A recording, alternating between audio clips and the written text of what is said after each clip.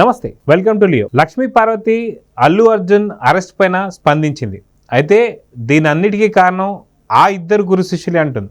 మొత్తానికి ఎవరా గురు శిష్యులు, ఎందుకని అల్లు అర్జున్ మీద ఆ కక్ష అనే దానిపై మనతో పాటు సీనియర్ జర్నలిస్ట్ దుర్గా కుమార్ గారు ఉన్నారు.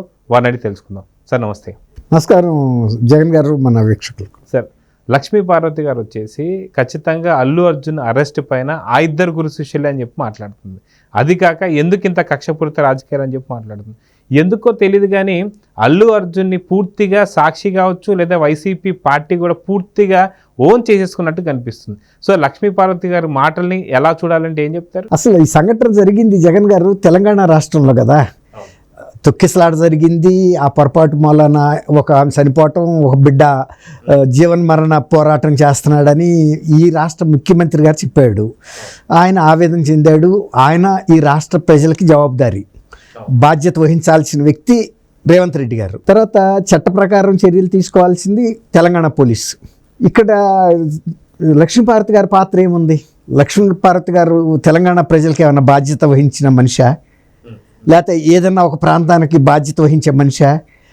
ఆమె ఒక జగన్మోహన్ రెడ్డి గారి ప్రభుత్వంలో ఒక నియామకం ద్వారా ఒక పదవి అధికార భాషా సంఘం అధ్యక్షురాలుగా ఉండి ప్రజల సొమ్ము తీసుకుంది. ఒక క్యాబినెట్ ర్యాంక్ హోదాలో పదవులు అనిపించింది. అయిపోయింది, దిగొచ్చేసింది. వాళ్ళు మళ్ళీ హైదరాబాద్లో కూర్చుంది.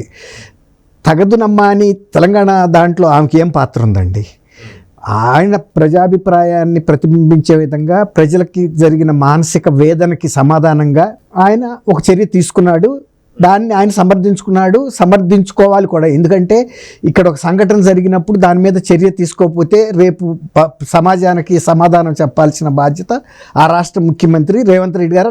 ఇంకోటి కూడా చెప్పాడు, హోంశాఖ కూడా నా చేతిలోనే ఉంది, ఈ సంఘటనకు సంబంధించిన పూర్తి సమాచారం నా దగ్గర ఉంది అని కూడా ఆయన చెప్పాడు. అలాంటప్పుడు ఆయన అరెస్టు చేస్తే ఒకవేళ కనుక అది ప్రజా వ్యతిరేకం అయ్యి అక్రమము చట్ట వ్యతిరేకం అయితే ఎవరు నష్టపడతారండి? రేవంత్ రెడ్డి గారు నష్టపడతాడు, అంతే కదా. ఈయనకేమీ నష్టం లేదు కదా. ఆయన నష్టపడే పని ఆయన ఎందుకు చేసుకుంటాడు? అంత తెలివి తక్కువడా? తను కూర్చున్న చెట్టు కొమ్మను తను నరుక్కునేటంత ఆయనకి ఎంత రాజనీతిజ్ఞత లేకపోతే అంతకన్నా మేధావైన కేసీఆర్ గారిని ఓడించి రాష్ట్రానికి ముఖ్యమంత్రి కాగలిగాడు.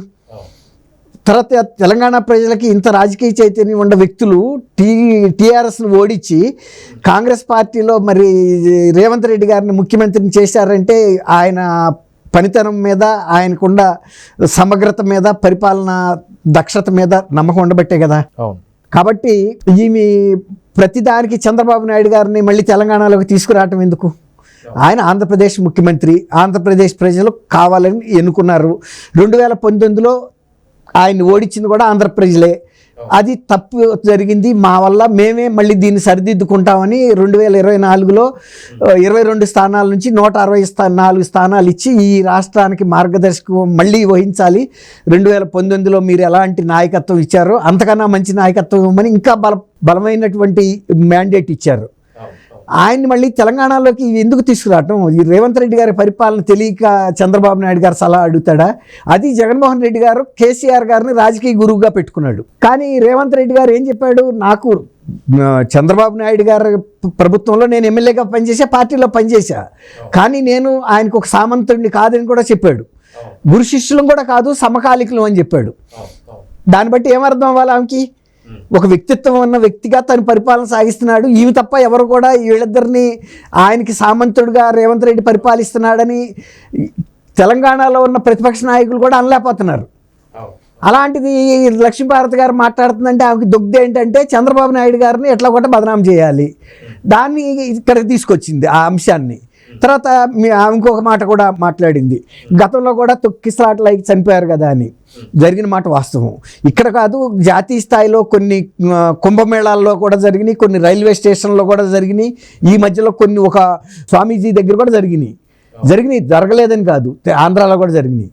అయితే ఇప్పుడు ఈయన ఈ సినిమాకి ఒక హైప్ తీసుకొచ్చారు వీళ్ళు. దాన్ని ఒక ప్యాన్ ఇండియా సినిమా లాగా అయి ఉంటుంది, దాన్ని బాగా హైప్ చేశారండి. ఇక్కడ జగన్ గారు కొన్ని వాస్తవాలు మాట్లాడుకోవాలి.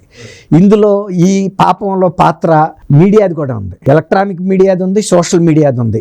ఎంత హైప్ తీసుకొచ్చారంటే ఇక పుష్ప సినిమా కనుక చూడకపోతే ఇక అది ఆ జన్మ వేస్ట్ అన్నట్టు తీసుకొచ్చారు. ఇదే ప్రపంచంలోకెల్లా అత్యుత్తమైన సినిమా, పలానా నటుడే అత్యుత్తమ నటుడు. 69 ఏళ్ల తెలుగు చరిత్రలో, తెలుగు సినిమా చరిత్రలో ఇలాంటి సినిమా లేదని దాని నిర్మాత మరి ఎవరో ఒక ఆయన అరవింద్ గారు కూడా మాట్లాడుతూనే విన్నా. ఇప్పుడు పద్మశ్రీ కూడా రాకపోవచ్చు ఎస్వి రంగారావు గారికి. ఎస్వి రంగారావు గారు సినిమా ఆ రోజుల్లోనే జకార్తాలో అక్కడ కూడా ఇంటర్నేషనల్ ఫిల్మ్ ఎగ్జిబిషన్స్లో చూశారు సినిమాని. కానీ మన వ్యవస్థలో ఉన్న పద్ధతితో డబ్బులతో ఏదైనా జరుగుతుంది కాబట్టి ఆయనకు రాకపోవచ్చు. కానీ ఆయన జాతి గర్వించదగిన నటుల్లో ఎస్వి రంగారావు గారు ఒకడు. అట్లాంటి నటుల్లో తెలుగులో ఇవాళ బతికున్న నటుడిని మనం ఎవరినైనా పోల్చగలమా? 69 ఏళ్ళ చరిత్రలో ఇది ఒక గొప్ప సినిమా అని చెప్తుంటే ఏమన్నా అర్థం ఉందా అండి? ఇప్పుడు ఒకటేనండి, ఇంకా ఫ్రాంక్గా చెప్పాలంటే 100 కోట్లతో తీసి 1000 కోట్లు సంపాదిస్తున్నారండి. ఇలాంటి పాన్ ఇండియా సినిమా పేరుతో 1000 కోట్లతో తీసి 1,00,000 కోట్లు సంపాదించాలని తాపత్రయపడుతున్నారండి. జనం ఏమైపోతారనేది వాళ్ళకి అనవసరం. ఇలా హైప్ క్రియేట్ చేసి జనాలను తోసుకుంటున్నారు. తర్వాత వీళ్ళకి ఆ పక్కన వస్తారు, వాళ్ళని ఏమంటారండి, బౌన్సర్లు లేకుండా బయటకు రాలేని వాళ్ళకి ఎందుకండి? వాళ్ళు హీరోలు ఎందుకు? వాళ్ళు బయటకు రావటం ఎందుకు? జనాల్ని తోసి వాళ్ళని తొక్కిసలాటల్లో చంపటం ఎందుకు? వాళ్ళు బలిష్టంగా ఉంటారండి. వాళ్ళకి 2,000 ఇస్తారో మరి నెలకు రోజుకు 3,000 ఇస్తారో మనకు తెలియదు. మొన్న మోహన్ బాబు గారి కుటుంబ వివాదంలో కూడా ఒకడు 30 మందిని తెస్తే ఇంకొకటి 40 మంది బౌన్సర్లు తీసుకొచ్చారు. పోలీసులు కూడా గట్టి వార్నింగ్ ఇచ్చారు. ఈ అరాచకం సృష్టిస్తారా మీరు ఇలాంటి బౌన్సర్లను తీసుకొచ్చి సమాజంలో అని? అట్లాగే ఆ బౌన్సర్లు తోస్తే ఒక గృహిణి ఎలా తట్టుకుంటుందండి? మనమే తట్టుకోలేము. అసలు అదొక ఫ్యాషన్ అయిపోయింది బౌన్సర్లు పెట్టుకోవటం. బౌన్సర్లు ఎవరండి? వాళ్ళు లైసెన్స్డ్ రౌడీలు. వాళ్ళు ఏమన్నా రౌడీలు. వాళ్ళకి ఎవరు లైసెన్స్ ఇచ్చారు? వీళ్ళ పక్కన వచ్చేటప్పటికి వాళ్ళకి ఎక్కడ లేని పవర్ వచ్చేసి సినిమా చూడటానికి వచ్చిన వాళ్ళని కాళ్ళ కింద వేసి తొక్కేస్తారా? ఇప్పుడు అలా జరిగిందే ఈ సంఘటన. కాబట్టి ఆయన చెప్పాడు ఆయనకి బాధ్యత ఉంది అని. ఇప్పుడు యజమాని, మన సేవకుడు ఏదన్నా నేరం చేస్తే యజమానికి బాధ్యత వహించాలండి. అది చట్ట ప్రకారం ఉన్న రూల్ అది. ఇప్పుడు నా సేవకుడు మూలాన ఒక యాక్సిడెంట్ అయితే, నా డ్రైవర్ మూలాన నేను కూడా బాధ్యుడిని. ఆ నష్టాన్ని భర్తీ చేయాలి అవతల వ్యక్తికి. అట్లాగే ఇప్పుడు ఆయన తీసుకొచ్చిన బౌన్సర్స్ చేసిన న్యూసెన్స్కి ఎవరు బాధ్యత ఇస్తారు? ప్రభుత్వం బాధ్యత ఇస్తుందా? అందువల్ల వీళ్ళు ఏమంటున్నారు, పోలీసులు బందోబస్తు ఎందుకు పెట్టలేదని. పోలీసు బందోబస్తు పెట్టడానికి అసలు అట్లాంటి సిచ్యువేషన్లో ఆయన అక్కడికి రావటం ఎందుకు? అక్కడికి మామూలుగానే జనం తొక్కిసలాటగా ఉంది. ఆ టైంలో ఈయన వచ్చి సన్ రూఫ్లోంచి కారులోంచి పైకి లేచి హావభావాలు ప్రకటనలు చేస్తే, చేతులు ఊపితే మరి రాదా ఇచ్చిన హైప్కి? మరి అందువల్ల అరెస్ట్ చేశారు. ఒకవేళ కనుక నిజంగా అది అక్రమ అరెస్ట్ అయితే న్యాయస్థానాలు ఉన్నాయి కదా కేసు కొట్టేయటానికి. ఇప్పుడు బెయిల్ వచ్చింది, అది ఇంటీరియం బెయిల్ అంటున్నారు. మళ్ళీ ఆ ఇంటీరియం బెయిల్ రద్దు చేయమని కూడా రాష్ట్ర ప్రభుత్వం, పోలీసు వాళ్ళు వెళ్తారు. తెలంగాణ పోలీసు వెళ్ళినప్పుడు అది రద్దు చేస్తే కనుక అరెస్ట్ చేస్తారు, కేసు పెడతారు. కేసు నిలుస్తుందా లేదా తర్వాత మాట. ఇప్పుడు అట్లాగే మోహన్ బాబు గారి మీద కూడా హత్యా ప్రయత్నం కేసు పెట్టారు. ఇప్పుడు రిజిస్టర్ చేశారు. ఒక జర్నలిస్ట్ని దవడ 3 ముక్కలు అయ్యేటట్టు కొట్టాడు. తర్వాత ఆయన ఏమంటున్నాడు, చీకట్లో నేను చూడలేదు అని. ఎవరు ఏదైనా మాట్లాడచ్చు, చేసిన దానికైతే బాధ్యత వహించే తప్పదు. అది మోహన్ బాబు అవ్వచ్చు, అల్లు అర్జున్ కావచ్చు, వీళ్ళు పాన్ ఇండియా హీరోలు కావచ్చు, లేకపోతే వీళ్ళ కొన్ని లక్షల కోట్లు సంపాదించవచ్చు. అట్లా అని మధ్యతరగతి ప్రజల్ని వాళ్ళ ఇష్టానుసారంగా ఎక్స్ప్లాయిట్ చేసి తొక్కిసలాటకు వాళ్ళు బానిస అవ్వాలి, వచ్చే లక్షల కోట్లకి వీళ్ళు అధికారులు అవ్వాలి. 3 రోజుల పాటు మౌనం వహించాడు. నిజంగా మానవత్వం ఏమంటే వెంటనే స్పందించి వాళ్ళ ఇంటికి వెళ్ళాలి కదండి. చూసుకుంటున్నారు వాళ్ళ వ్యాపారం ఏంటి, వాళ్ళ లాభాలు ఏంటి. అప్పుడు ప్రజల నుంచి వ్యతిరేకత వచ్చిందన్న తర్వాత అప్పుడు బయటపడి మేము ఆ అమ్మాయికి మేము సహాయం చేస్తా ఉన్నారు. అయినా సహాయం ఎంత చేయాలనేది కూడా ప్రభుత్వం కూడా కోర్టుకు కూడా వెళ్ళి, కోర్టు దగ్గర కూడా ఈ ఫిల్మ్ ఎంత బిజినెస్ చేస్తుంది, వాళ్ళకున్న ఆస్తులు ఏంటి, పాస్తులు ఏంటి. ఇప్పుడు ఆ కుటుంబంలో అమ్మాయిని అయితే తీసుకురాలేరు, ఆ బిడ్డ కూడా బతుకుతాడన్న ఆశ లేదు. బతికినా కూడా ఒక పూర్తికాలం కోమాలో కూడా బతకాల్సి రావచ్చు. అలాంటప్పుడు ఆ నష్టపరిహారం వీళ్ళు కాదు నిర్ణయించాల్సింది, న్యాయస్థానం నిర్ణయించాలి. అంతే కదండి. వాళ్ళకి మీకు చాలా 25 లక్షలు అంటే చిన్న విషయం, కానీ ఆ అమ్మాయి జీవితం కోల్పోయిన బిడ్డకి ఆ బిడ్డ ఒక అతను కోమాలో బతకొచ్చు, లేకపోతే బతకపోవచ్చు. ఆ కుటుంబం పడిన క్షోభ ఎవరు? ఆయన జైలుకి తీసుకెళ్తుంటేనే తండ్రి అరవింద్ గారు, ఆయన ఒక పెద్ద హీరో అయి కూడా తండ్రి ఎక్కుతున్నాడు. తండ్రి కారులో ఎక్కాల్సిన అవసరం ఏముందండి? ఎక్కడన్నా మనం చూసామా? ఎవరినన్నా తీసుకెళ్తున్నప్పుడు అరెస్ట్ చేసి నన్ను తీసుకెళ్తుంటే మా ఫాదర్ వస్తాడా, మా తాత వస్తాడా?